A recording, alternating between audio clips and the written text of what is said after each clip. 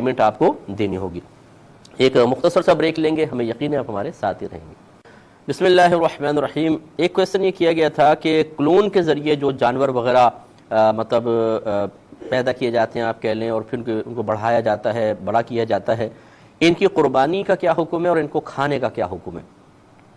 دیکھیں کلوننگ کے ذریعے جو کچھ آپ حاصل کرتے ہیں بہرحال وہ ایک جاندار ہوتا ہے، طریقہ کار تھوڑا سا مختلف ہوتا ہے، جو قدرت کا ایک نظام ہے اس سے تھوڑا سا ہٹ کر ہوتا ہے، لیکن بہرحال اگر آپ تھوڑا سا غور و تفکر کریں کہ اللہ تعالیٰ کی مرضی کے بغیر ایسا ہوتا نہیں ہے، کیونکہ اگر اللہ تبارک و تعالیٰ نے یہ دوسرا نظام نہ رکھا ہوتا تو وہ کیسے تخلیق کر پاتے؟ تو لہٰذا بہرحال وہ بھی ایک جانور ہے اور زندہ جانور ہوتا ہے اور بالکل عام جانور کی مثل ہی ہوتا ہے، لہٰذا اس میں اختلاف ہو سکتا ہے کسی کا، لیکن ہماری ذاتی رائے یہ ہے کہ اس کی قربانی بھی ہو سکتی ہے اور اسے کھانا بھی شرعاً جائز ہے۔ جیسے آپ یہ جو مرغی ہوتی ہے جس کو ہم ولایتی مرغی کہتے ہیں، سفید جو آپ کھا رہے ہیں یہ مرغیاں،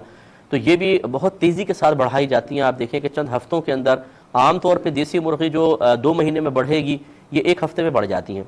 یا 15 دن میں بڑھ جاتی ہیں، کیونکہ ان کو ایسی فیڈ دی جاتی ہے کہ تیزی کے ساتھ وہ بڑھتی ہیں اور پھر وہ ہمارے کھانے کے قابل ہو جاتی ہیں، اور پھر اس طرح ہماری ایک بہت بڑی غذائی ضرورت پوری ہوتی ہے۔ تو اب یہاں پر بھی کوئی قدرتی نظام جو عام طور پہ عادی طور پہ قدرتی نظام جاری و ساری ہے اس کے تحت تو نہیں بڑھ رہی، ایک مصنوعی سسٹم سے ہم اس کو تیزی کے ساتھ بڑھاتے ہیں، اسی طریقے سے یہ ہے، تو اس لیے بہرحال اس کی قربانی بھی شرعاً جائز ہے۔ اگر آپ نے بھیڑ کلوننگ کے ذریعے بنا لی ہے اور وہ بالکل صحیح سالم ہے، تمام قربانی کے جانور کی شرائط اس میں موجود ہیں، عمر وغیرہ اس کی جیسے 1 سال کے قریب ہے اور اس کے علاوہ کوئی عیب اس کے اندر موجود نہیں ہے اور زندہ بھی ہے، تو اس کو کھا بھی سکتے ہیں اور اس کی قربانی بھی کر سکتے ہیں۔ ایک یہ کویسچن کیا گیا کہ اگر کوئی نماز میں رکوع یا سجود کرنا بھول جائے، کوئی ایک آدھ سجدہ بھول جائے اور پھر نماز کے دوران ہی یاد آ جائے تو کیا کریں، اور اگر نماز کے بعد یاد آیا تو کیا کریں؟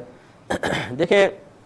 ہو سکتا ہے کبھی کوئی آدمی کسی اور طرف بہت زیادہ متوجہ ہو تو رکوع نکل جائے یا سجدہ کوئی ایک نکل جائے، اگر اگلی رکعت میں یاد آ جائے تو پھر انسان کو چاہیے کہ اس کو ادا کرے، یعنی جیسے 1 رکوع ہے تو 2 رکوع کریں وہ، اور اس رکوع کی گویا کہ قضا آپ ادا کر رہے ہیں، اور آخر میں پھر اس سجدہ سہو کرنا ہوگا۔ اسی طرح اگر 2 سجدے بھول گئے ہیں مثال کے طور پر، تو 1 سجدہ بھول گئے ہیں تو پھر لاسٹ میں 3 سجدے کر لیں، تاکہ وہ 1 سجدہ گویا کہ دوسری جگہ ادا کر لیا اور آخر میں سجدہ سہو کریں، کیونکہ جو فرض یا کوئی واجب ہو اور اس کو اس کے محل سے ہٹا کر ادا کیا جائے، جس جگہ اس کو ادا کرنا تھا، جس وقت ادا کرنا تھا اس وقت سے ہٹا لیں، اس جگہ سے ہٹا لیں، تو آخر میں سجدہ سہو لازم ہو جاتا ہے، لہذا سجدہ سہو کے ذریعے آپ کر سکتے ہیں۔ لیکن ایک جو دوسری صورت آپ نے بتائی کہ نماز سے فارغ ہو گئے پھر یاد آیا، ذہن میں آ رہا ہے کہ رکوع نہیں کیا تھا یا سجدہ نہیں کیا تھا، اس میں حکم شرع یہ ہوتا ہے کہ اگر تو آپ نے جیسے سلام پھیرا اب یاد آیا